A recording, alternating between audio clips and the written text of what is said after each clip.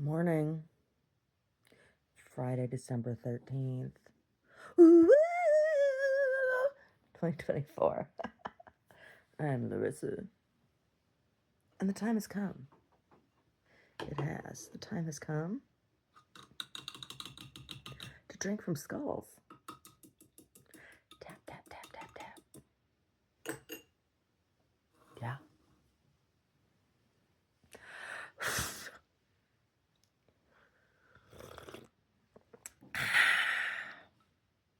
Oh, good. Good skull juice. My skull juice is a funk factor. Yes. The Dong Quai factor.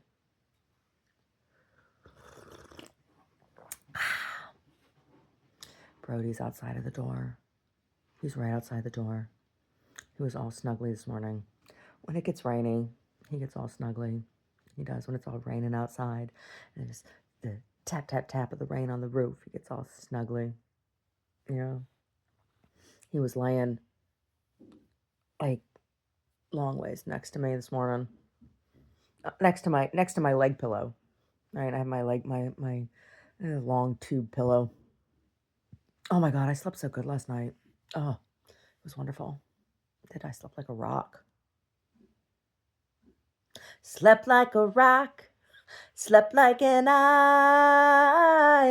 Oh, that's not how that song goes, is it? No.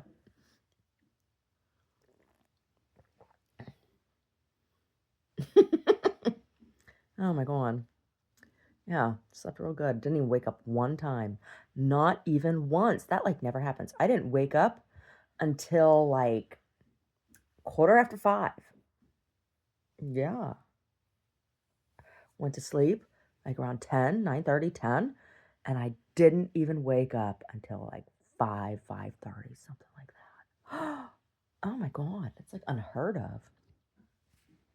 Totally unheard of. Yeah. Oh my God, yesterday. Ugh, had some dippy stone guy trying to mansplain life to me. I'm like, oh my God, I don't know who the fuck you think you're talking to, but I'm getting some notification on my phone. Yeah, some dippy stone guy mansplaining life to me. I'm like, okay, dude. Okay. I had to say what I was saying to him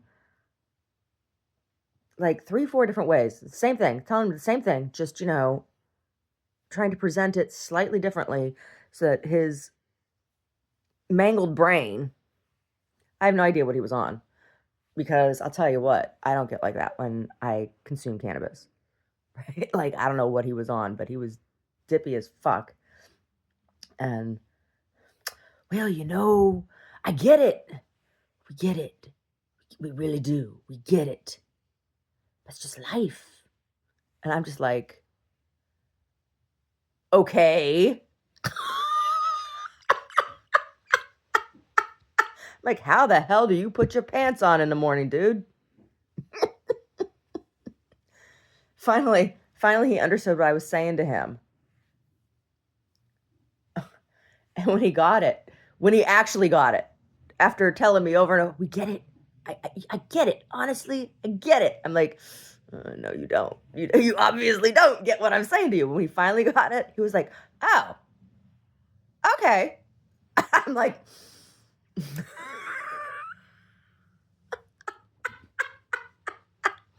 yeah. Oh, I was just I was ready to shake him. I was ready to fucking shake him. Be like, hello. Yeah. Yeah. And I worked on Omar's Christmas gift yesterday. I did. I worked on it some, but there's still rain coming in and out, and working at the sewing machine was janking me up. And this new sewing machine, I've decided I don't like it. I don't. I'm going to finish this piece with this new sewing machine, and then I'm going to go back to using my other machine for a while and see how that goes.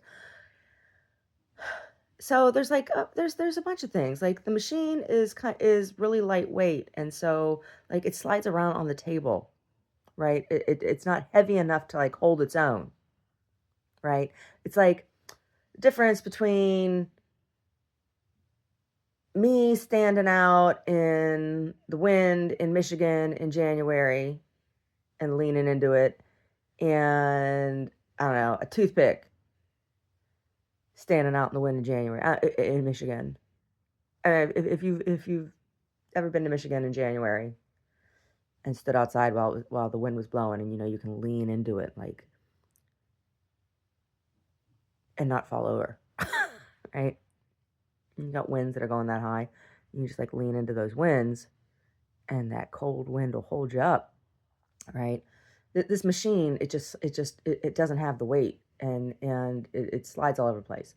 And then the bobbin, I don't know what it is about the bobbin, but the bobbin doesn't thread at the right tension, right, on the top, or not consistently. It doesn't thread at the right tension consistently.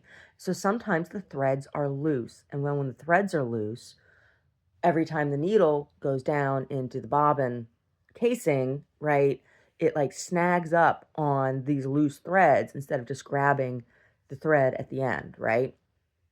And then the bobbin gets all junked up and it doesn't stitch right. So that's what I've been dealing with now. I don't know. Oh, so I don't know. I don't know about this machine. I don't know about this machine.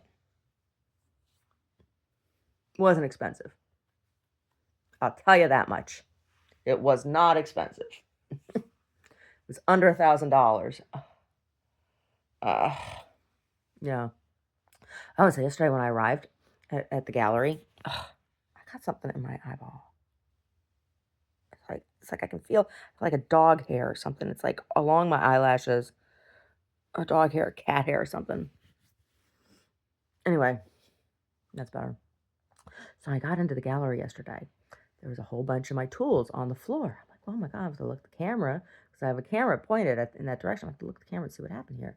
So it's like I have these little baskets that that fit down on the edge of the wire shelf. And I they're secure, right? And they're not overloaded with stuff, right? Like they're just there. So I watched the video and nothing's marked, so I had to like scroll through until I saw when the tools weren't on the floor in the image. I finally find the spot at 1:23:19 a.m. Not last night, the night before. And they just fly off the shelf. Yeah, it's wild. It's wild. They just boop, fly right off the shelf. And that's I have to share the clip publicly because I took a clip. I took the clip of it. So at that spot, right, it's right in front of this one window. This one window sometimes gets hot, like not when the sun's out, not when the sun's shining, like for no reason. Sometimes this window gets hot, and it's right by the back door, the back entrance, and I have a poster on the back door, and that poster recently has been it's a calendar is what it is. It's a 2025 moon cycle calendar. That poster has been peeling off of the door for no reason, right? So I have it like plastered up there now with tons of tape, secured, and it hasn't come back off, right? But now these tools flew off the shelf last night, and that window gets hot sometimes. So there's something going on there. There's something going on there. So we have a full moon coming up on Sunday. Um, that's a good time. That's a good time to do a grounding. It's a good time. So I'm going to on Sunday not only ground the space, but I'm going to do a clearing for the street. And so it'll be a matter of setting portal and opening vortex and um, drawing in energy and giving it the opportunity to move through the door. So usually that works. Usually that works. We'll see. We'll see. It might help clear some of the crazies, um, craziness that's been running rampant on the street lately too. Not just lately, for a while. It's just life. Oh, okay. Yeah. Yeah, so I'll do that this Sunday. Yeah. Hmm. Yeah. I just don't. Oh, I just feel bad for any beings that are left lingering around in a dimension and plane where, they're not supposed to be, right? Or fragments of entities that are left behind. It's like, no, let's keep you moving here. Let's keep you moving here. Get you recorralled into the dimension where you can exist with contentment and satisfaction, right?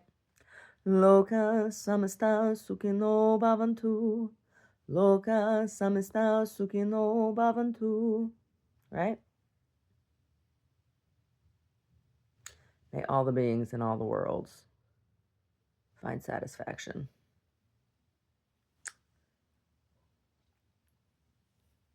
Yeah. Yeah. So I think I'll do that. I think I'll do that on Sunday. Yeah. It's funny. I had somebody come in. We were talking about the art and stuff. And talking about ravens and crows. And it was like that time. I hadn't thought about this in a long time, in a while. The time I did a space clearing um, at that guy's cabin out in Point Reyes, and all of those crows that were sitting in the trees, and then they when I opened the portal and activated the vortex, the birds, they mirrored the vortex, right? They took flight out of the tree and they flew in a spiral, right? In the vortex. So I opened the vortex directly above the structure, and it was awesome. It was awesome. I was like, "Whoa, hey, thank you," because the birds were just giving me confirmation of the work, and they're like, oh yeah, we're here to help and to witness. The guy was like, he was terrified. He was terrified when I don't, and I, things that are not embodied in, incarnate in vessel, in flesh vessel, they can't hurt you unless you allow them to, right? And what do I mean by that? I mean that they need the vehicle of a flesh vessel in order to manipulate a flesh vessel, right? So if you recognize that it's an unembodied entity, the only way it can hurt you is if you allow it into your vessel, right? And that's how, like in demonic possessions and things, when um you know bones, joints bend back the wrong way, and that kind of and all that weird shit, and the cuts and the scrapes, that show up on surface of skin happen. That's how that happens, because the person has not been strong enough in their in constitution. They have not been strong enough in their personal boundary to be able to recognize and say, no, you can't use this vessel, right? It's like, I know you can't hurt me unless I let you in my body, right? It's like, you don't have a body and you're pissed off about that and you want to wreak havoc in this dimension, and so that's what you're trying to do. But right? That's like how that works. But he was like, oh my God. Um, so yeah, that space, that was a really, really sad case because the entity that was there was a woman who had um, been the participant of a doctor assisted suicide. And um, they'd been given the guy after I cleared the space. The guy told me who it was, he knew who it was that was in the space. There had been multiple people that had lived in this cabin since this had happened, and everybody had moved out because of the disturbance in the cabin. So it was on a property that had a number of these small, like, they were like studio apartment cabins, right? They were really nice. It was really, really nice. They weren't big. They were bigger than tiny houses. I'll say that. It was bigger than a tiny house. Um, but it was like a studio apartment. Um, and they rented these spaces. They rented these studios. The main house did. The people that owned the main house on the property, it was like 100 acres. It was this huge property. They rented these units to people who were body workers, massage therapists, writers, artists, things like that. Right? People who did that type of work. Um, and so he had his massage studio there, and he saw clients there, and he was having trouble with getting clients to come back or getting clients to come in because there was disturbance in the space, right? Like things were flying around, and the biggest he said the biggest issue was in the bathroom, that water would turn on and off by itself and stuff like that. And he told me, he just told me that there was disturbance. He was describing some of the disturbance and things, but didn't tell me what was going on. Well, when I got in the space, oh, it was just like this heavy, heavy, heavy sadness. And when I went into the bathroom, like he didn't tell me about what was going on in the bathroom. He just said that there was disturbance in the space, blah blah blah. And then he started to tell me. I'm like, just wait, let me go in and see what I find, and then you can tell me. So he told me about the bathroom once I got in the bathroom, and I was just like, oh, this is terrible. And I was just stuck standing in front of the mirror at the sink, and he he was like shaking, standing there in the doorway of the bathroom. And I kept on opening and closing the medicine cabinet. And I said, this is just terrible here. I just said, this is a horrible feeling here. I said, this is where it happened. And he was like, he's like, yeah, the sink turns on and off, blah, blah, blah, blah, blah, blah, blah. So, um, there was there was like a sunken jacuzzi tub and a corner window in this bathroom as well. And like I said, it was a really, really nice space, like, for a single person who was, doing their own work and like that. Like, it was a really nice space. So the bathroom is where the medication had been administered. It was some sort of pill or series of pills that were taken, and then the woman got into a warm bath, right? Because she I don't know, it was cancer, some sort of cancer or chronic pain or what the hell it was. I don't know, but he told me that it was a couple that had been living in the space, and that she had been sick for a very, very long time. And I don't know if it was Lyme or I don't know.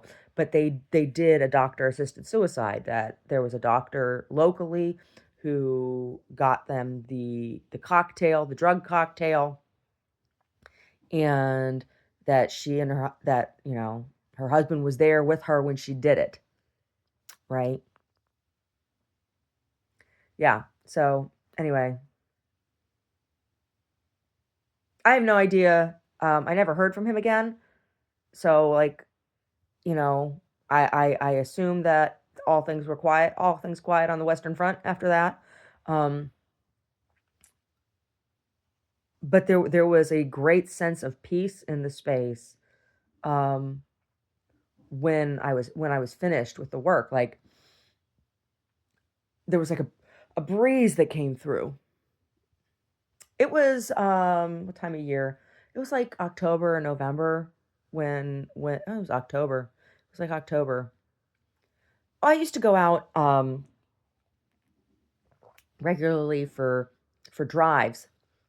This was for I when I this is how I was shooting, photo essays, right? Like, I would just go for a drive and not have any kind of place in mind. I would just kind of absently drive until I got out in the middle of nowhere or wherever and found some place. It's like I can't even tell you where I was out there, and, but I was out in Point Reyes because I did get out to the beaches and stuff eventually that day. Um, but yeah, so I was out to do photo essay work, and I stopped to grab lunch. Went in this little shop, and this guy was it was a metaphysical shop, right? Bookshop, stone shop, whatever. And this guy was talking to this woman at the counter. Said, I don't know what I'm gonna do. And she's like, yeah. She's like, I know. There's been a bunch of people that have lived that bungalow. That's what they could call it, a bungalow. And there's been a number of people who've lived in that bungalow and moved out. She's like, you weren't the first one to complain about it. Like, they were having this conversation. I was just like, oh, like, I can help you with that.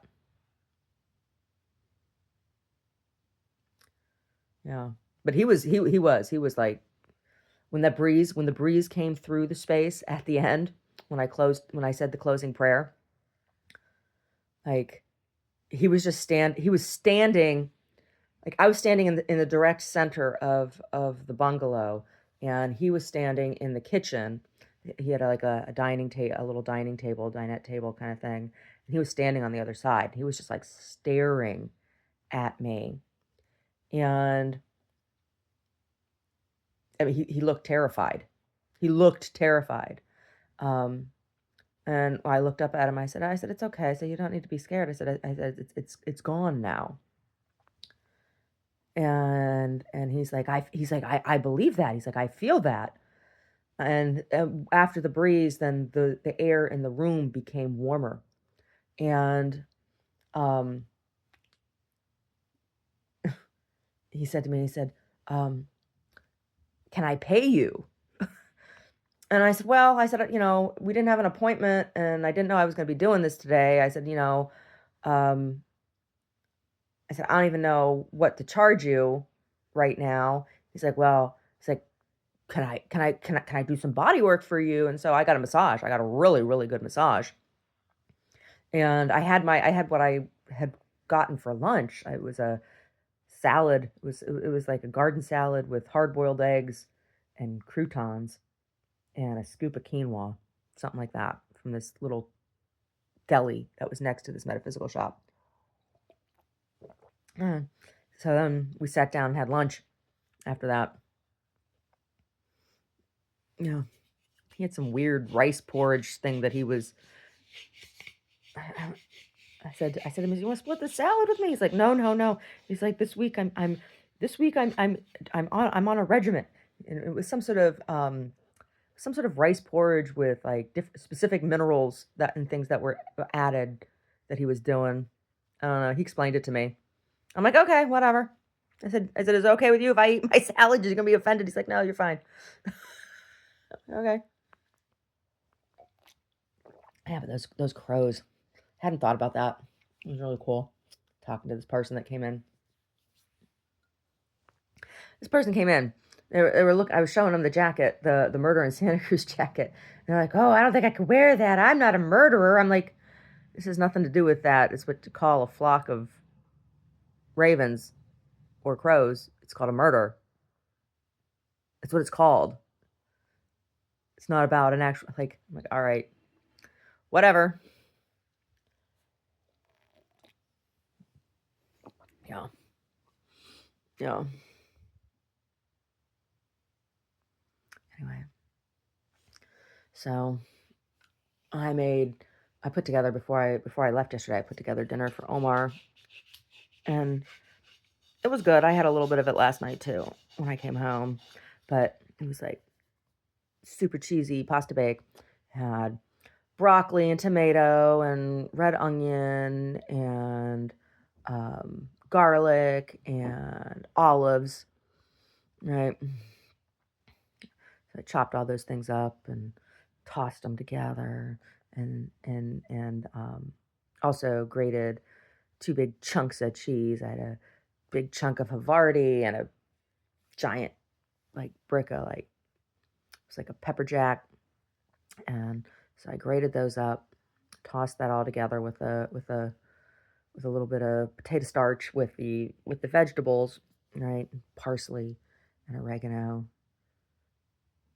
and then put in the par cooked noodles. Toss those all together, and I put them inside in a lasagna pan, and put about like 3/4 of a cup of milk over that, and then he baked it, and it's just like cheesy pasta. It was pretty good. There's still tons of it, so like half a tray.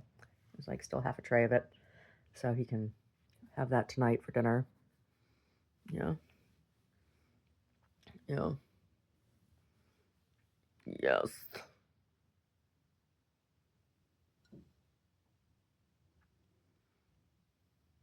Have yourself a merry little Christmas. Let your heart be light. From now on, our troubles will be out of sight. Yeah. Hmm. Doesn't sound like Miss Beyonce will be able to sing that song anytime soon.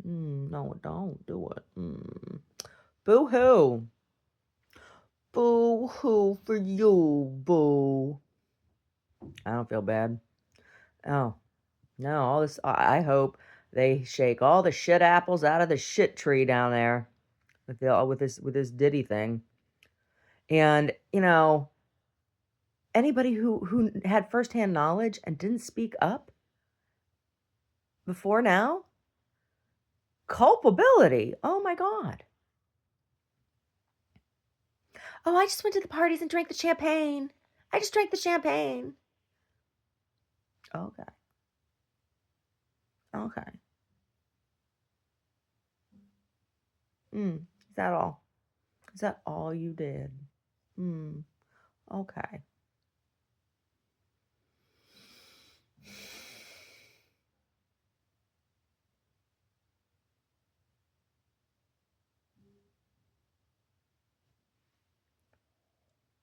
Mm,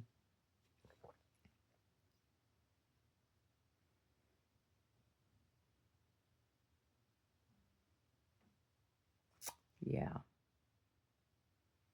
Rocking around the Christmas tree at the Christmas party hop. Mistletoe hung where you can see every couple tries to stop. Rocking around the Christmas tree. How's it go? Later we'll have some pumpkin pie and we'll do some caroling. You will get a sentimental feeling when you hear voices saying, let's be jolly, deck the halls with boughs of holly. Rocking around the Christmas tree, have a happy holiday. Everyone dancing merrily in the new old-fashioned way.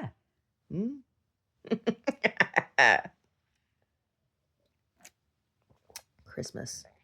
Chris Mahana Kwanzaa Solstice.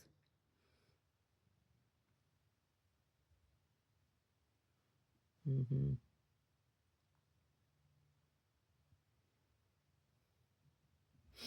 Mm.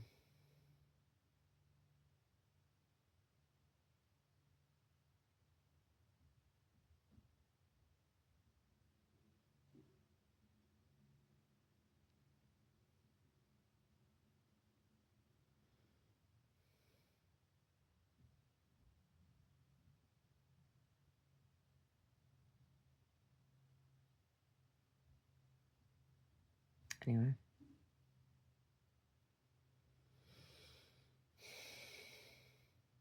I listened to some music yesterday. Yeah. Listening to music while I was working, singing along. Singing along to the songs. Yeah. Mira cómo ando, mi amor, por tu querer. Borracho y apasionado no más por tu amor. Mira cómo ando, mi bien. Muy dado a la borrachera y a la perdición. Tú, solo tú, has llenado de luto mi vida, abriendo una herida en mi corazón. Tú, solo tú, eres causa de todo mi llanto y mi desencanto y desesperación. Yeah. Oh, mariachi songs, so much fun. They are. They're so much fun. They're so, like, melodramatic. Melodramatic. You know? Mm-hmm. Anyway. Friday the 13th. Yeah. Yeah. Anyway, maybe I'll finish that. Maybe I'll finish Omar's present today. Maybe I will. I'm going to try to. I'm going to try to finish it today so that I can hide it when he comes in with me tomorrow. Maybe he won't come in with me tomorrow. Who knows? Who knows? Who knows what he's got going on? I don't know. Yeah.